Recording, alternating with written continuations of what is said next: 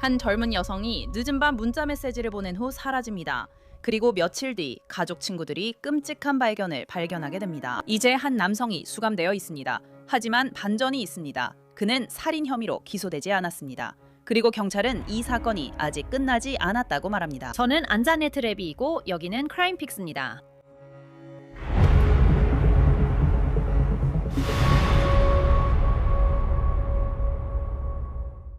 기나긴 여드레. 그게 한 젊은 여성이 실종된 후 가족의 친구들이 그녀를 찾기까지 걸린 시간이었습니다. 경찰도 아니고 수색견도 아니고 그녀의 가족 친구들이었습니다. 경찰에 따르면 카렌 디앤 홀리스는 엘라베마주 노스포트에서 한밤중에 사라졌고 지금은 한 남성이 감옥에 있습니다. 하지만 우리가 모르는 것이 있습니다. 실제로 그녀에게 무슨 일이 있었던 걸까요? 그리고 이 남자는 어떻게 그녀와 연관이 있는 걸까요? 이런 질문들 때문에 이 사건은 지금까지도 전혀 이해가 되지 않는 상태입니다. 그에게 적용된 혐의는 살인이 아니기 때문이에요. 완전히 다른 혐의거든요. 하지만 터스칼로사 강력범죄수사대에 따르면 이 조사는 아직 진행 중이에요. 그리고 추가 혐의가 적용되거나 심지어 혐의가 더 중하게 바뀔 수도 있다고 해요.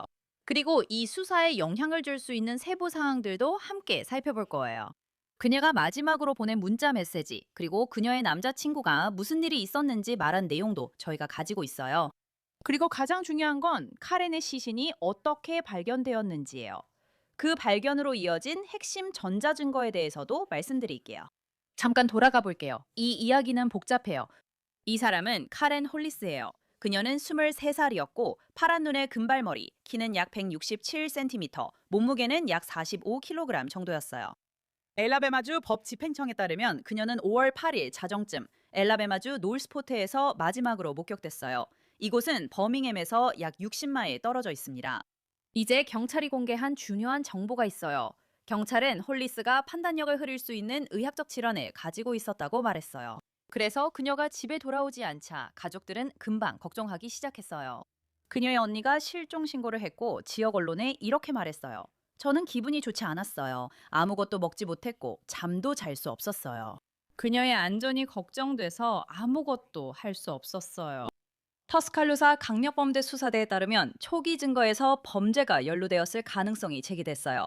그래서 강력범죄 수사대는 놀스포트 경찰과 협력하게 되었어요. 수사 과정에서 당국은 여러 차례 수색영장을 집행했고 물적 증거와 목격자 정보를 수집했으며 그들이 전자증거라고 부르는 것들도 모았다고 해요.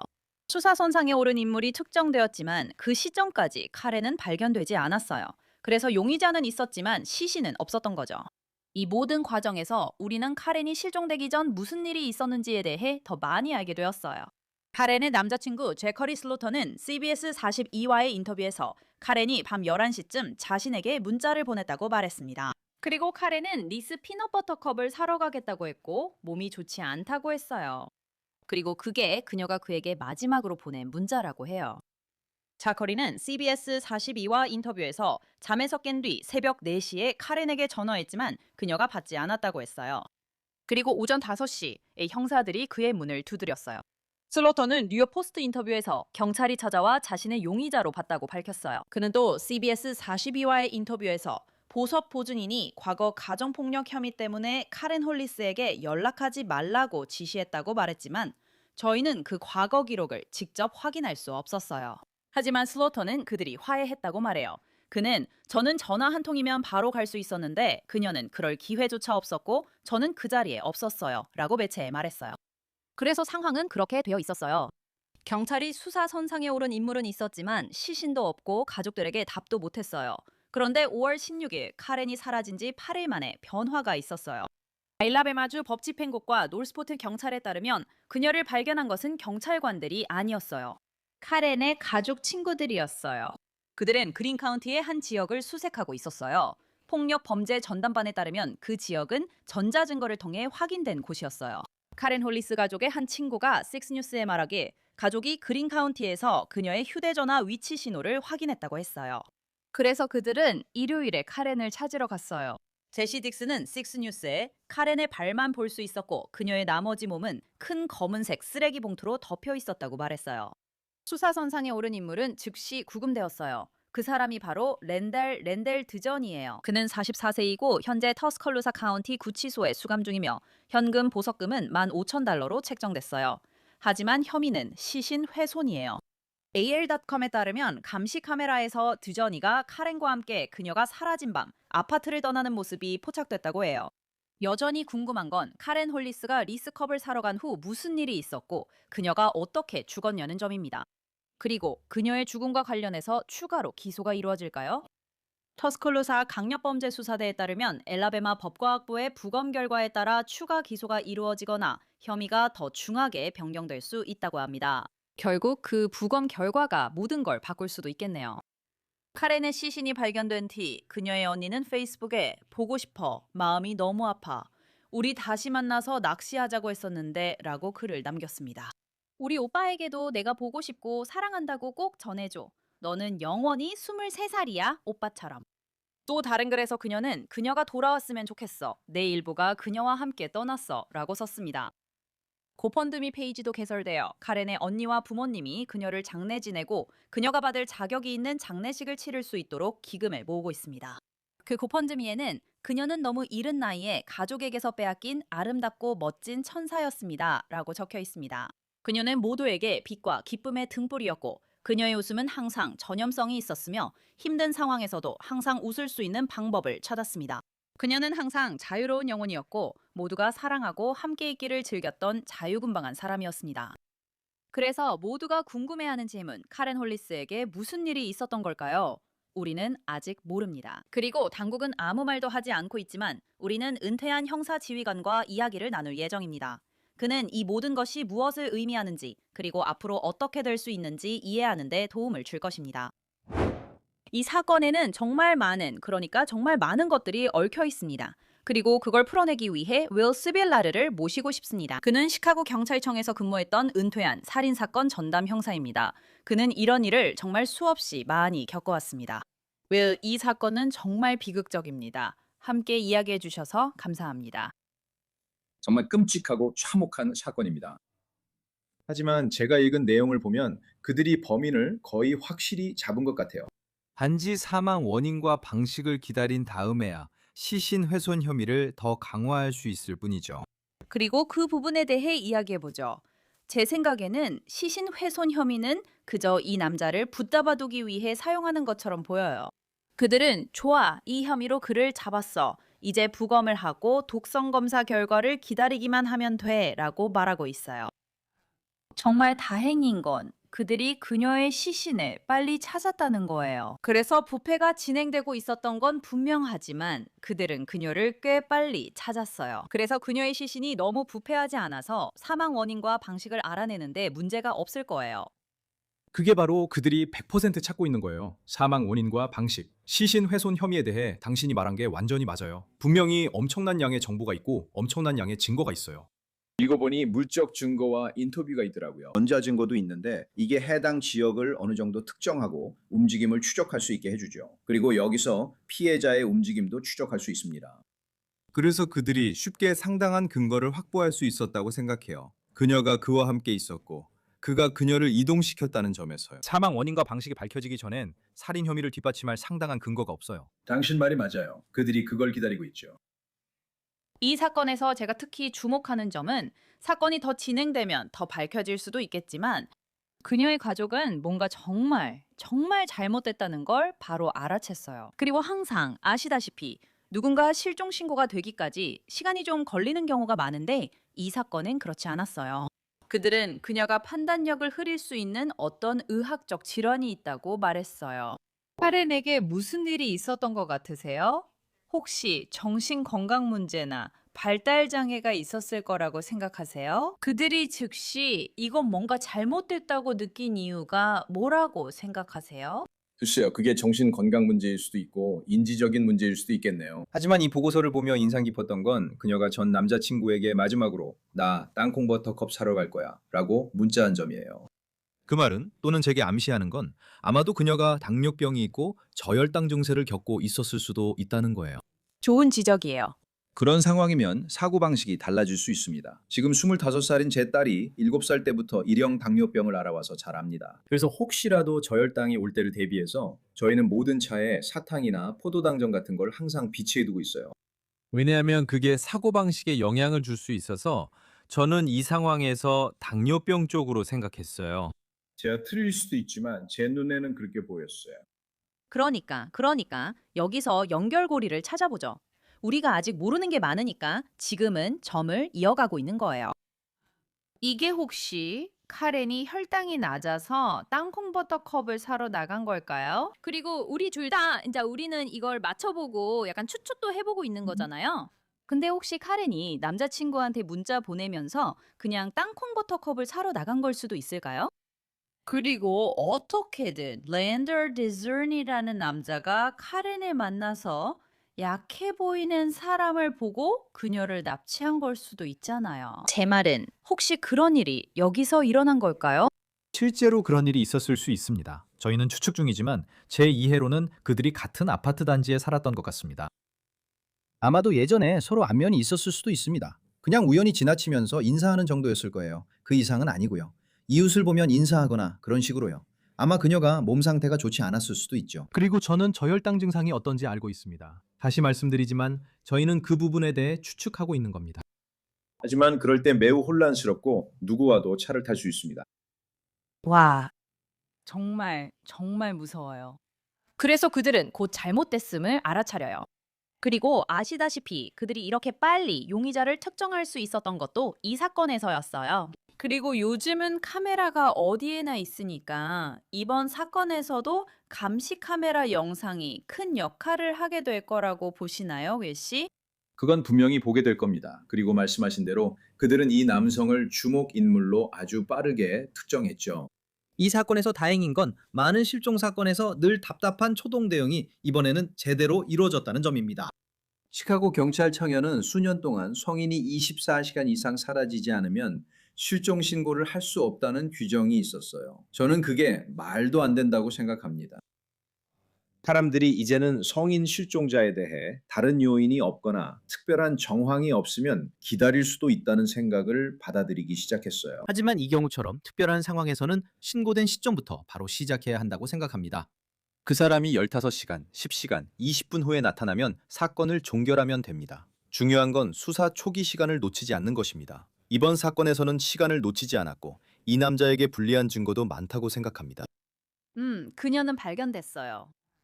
그녀는 8일 실종 끝에 결국 발견됐어요. 어떻게 찾았을 것 같아요?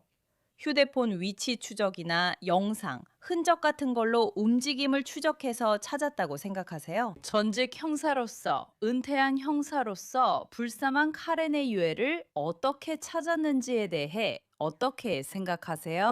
제 생각엔 전자적으로 휴대폰 신호를 추적했을 것 같아요. 아마 신호를 잡았을 거예요. 그녀 휴대폰이 도로 옆에서 발견됐다고 들었어요. 그 후에 다른 사람의 휴대폰에 사고가 났다는 알림이 떴어요. 그게 일부 사람들의 휴대폰에 있거나 아니면 어떤 종류의 경고가 뜬 것 같아요. 사고가 났다는 경고요. 그 지역에서 휴대폰을 발견했어요. 이제 그 지역을 수색해야 해요. 제가 알기로 민간인 수색팀이 참여해 그녀를 발견했다고 들었어요. 그래서 이건 전자적으로 추적된 것 같아요. 그들은 그녀의 움직임을 추적했고 범인의 움직임도 추적해서 그 위치까지 찾아냈어요. 그리고 나서 전통적인 방식의 수색이 이루어진 거죠. 그녀의 형제 자매, 그러니까 카렌의 자매가 페이스북에 글을 썼어요. 보고 싶어. 마음이 너무 아파. 라고요. 우리는 함께 놀고 낚시도 가려 했어요. 오빠에게 내가 그리워하고 사랑한다고 전해주세요. 당신은 그 사람처럼 영원히 23살이에요. 이 가족은 분명히 이 가족의 오빠도 23살의 세상을 떠난 것 같아요. 카렌도 23살이었어요. 이 가족은 이제 두 번째 비극을 겪고 있어요. 23살의 형제와 자녀를 잃은 거예요. 이 가족이 얼마나 힘든 시간을 보내고 있을지 상상도 할 수 없어요. 윌, 사랑하는 사람, 특히 자녀를 잃은 유가족들과 어떻게 대화하고 그들을 대하는지 말씀해 주세요. 그건 가족들에게도 사건을 담당하는 형사들에게도 정말 감정적으로 끔찍한 일일 거예요. 이 일에서 가장 힘든 건 누군가가 사망했다는 사실을 알리는 겁니다. 당신은 그 기분이 어떤지 이해하고 싶지 않고 마음속으로도 정말로 그런 입장에 놓이고 싶지 않습니다. 왜냐하면 그런 감정을 느끼고 싶지 않기 때문이죠. 하지만 반드시 당신은 들어야만 합니다. 그리고 사람들의 감정은 정말 다양합니다. 분노도 있고 보통 처음에는 분노가 가장 많죠. 그리고 그 다음에는 깊은 슬픔이 찾아옵니다. 그리고 시간이 지나고 조사가 계속되면서 가족과의 지속적인 대화가 중요합니다. 아시다시피 그냥 들어줘야 합니다. 굳이 그렇게 표현하고 싶진 않지만 그들의 이야기를 받아줘야 하고 그들이 일에 화가 났다면 감정을 표현하게 해줘야 합니다. 사람들은 각자 다른 방식으로 상황을 받아들이지만 누군가의 얼굴을 바라보며 그분이 떠나셔서 유감입니다 라고 말하는 것이 정말로 가장 힘든 일입니다. 그래서 카렌의 유해가 수습되었습니다. 경찰이 그녀의 유해를 찾을 수 있었습니다. 이제 그녀가 어떻게, 왜 죽었는지 밝혀내는 작업이 시작되었습니다.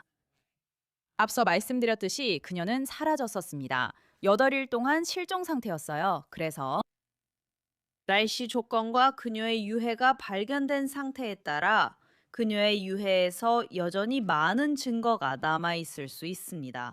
그래서 부검에서 그녀의 시신에서 어떤 것을 발견할 수 있을지 또는 무엇을 기대할 수 있을지 말씀해 주세요. 말씀하신 것처럼 날씨와 외부 환경이 여기에 큰 역할을 합니다. 지금 엘라베마의 5월 중순을 말씀하시는 거죠? 그래서 날씨가 따뜻할 거라는 걸 아시잖아요. 그리고 너무 자세하게 말하지 않더라도 열은 부패를 가속화시키고 그로 인해 증거를 잃을 수도 있습니다. 하지만 이 경우에는 그녀의 유해 대부분이 쓰레기 봉투 안에 있었던 것 같아요. 만약 그녀가 들판에 완전히 노출되어 있었다면 잃었었을지도 모를 것들이 보존될 수 있었겠죠. 그래서 어떤 종류의 법의학적 증거든 찾고 있는 거죠. DNA를 찾고 사망 원인과 사망 경위도 찾고요. 그래서 관통상이나 총상 같은 것도 찾고 있습니다. 목졸림을 시사하는 부러진 설골도 찾고 있습니다. 그것들은 부검 시 여전히 남아 있어야 합니다. 있잖아요. 이런 말 꺼내기 싫지만 우리는 무슨 일이 있었는지 정말 몰라요. 정말로요. 하지만 이 상황을 둘러싼 어떤 점이, 그러니까 랜덜 디저니와 카렌 사이에는 20년의 나이 차이가 있어요. 그리고 그녀는 사라졌어요. 우리가 이걸 아는 건 아니지만 이와 관련한 혐의가 아직 없지만 어쨌든 그녀는 사라졌어요. 그녀가 어딘가로 끌려간 것처럼 보여요. 이 사건을 둘러싼 상황이나 그녀가 숲속 쓰레기 봉투 안에서 죽은 채 발견된 사실이 그녀가 성폭행을 당했을 가능성을 시사한다고 생각하세요? 항상 그런 요소가 있습니다. 이런 이야기를 할 때마다요. 그리고 다시 말씀드리지만 저는 체포된 그 사람의 배경에 대해서는 잘 모릅니다. 그 사람의 과거에 폭력이나 그런 것이 있었는지는 모르겠지만 이런 사건에서 누군가 실종되고 살해된 채 발견되면 항상 걱정되는 그런 요소가 있습니다. 네, 이 사건에 성폭행이 있었다고 해도 전혀 놀라지 않을 것 같습니다. 다시 말하지만 그런 일은 항상 있습니다. 제 경험상 이런 사건에서는 거의 항상 그런 일이 있었습니다. 그들은 그를 시신 모독 혐의로 구금 중입니다. 부검은 아시다시피 부패 정도에 따라 예비 결과가 며칠 안에 나올 수도 있습니다. 그들이 혐의를 더 무거운 죄목으로 바꾸는데 얼마나 걸릴 것 같으세요? 만약 부검에서 총상이나 목졸림 혹은 흉기에 의한 상처 같은 명확한 증거가 발견된다면 우리가 말했듯이 사망 원인과 방식이 바로 나오면 빨리 진행돼요. 하지만 독성 검사는 몇 주 걸릴 수 있어 바로 알 수 없습니다. 그래서 그건 훨씬 더 오래 걸립니다. 하지만 부검에서 명백하게 타살의 증거가 있다면, 즉 누군가에 의해 사망한 것이 확실하다면 부검 결과가 나온 지 몇 시간 만에라도 그를 기소할 수 있습니다. 정말 가슴 아픈 사건이에요. 이 가족은 지금 너무나도 슬퍼하고 있습니다. 이분은 23살 여성이고 키도 작아요. 168cm에 몸무게는 45kg밖에 안 돼요. 정말 작으신 분이죠. 아마도 저항할 수 있는 분이 아니었을 거예요. 특히 그녀가 정신적으로 혼란스러운 상태라면, 그런 상태라면 더더욱 그렇죠. 네, 정말 끔찍한 사건이에요. 윌스 빌라 씨 계속 지켜보겠습니다. 항상 그렇듯이 시간 내주시고 전문적인 의견 주셔서 정말 감사해요. 또 모시겠습니다. 정말 고맙습니다. 불러주셔서 감사합니다. 다시 말씀드리면 랜덜 디저니 씨는 시신 훼손 혐의로 15,000달러의 보석금이 책정되어 구금 중입니다. 이 사건의 혐의와 관련해 변동 사항이 있으면 알려드리겠습니다. 그리고 카렌 홀리스 씨의 가족을 위해 기도해 주세요. 이번 크라임 팩스 에피소드는 여기까지입니다. 저는 안자네 리비였습니다. 함께 해주셔서 감사합니다. 다음에 뵙겠습니다.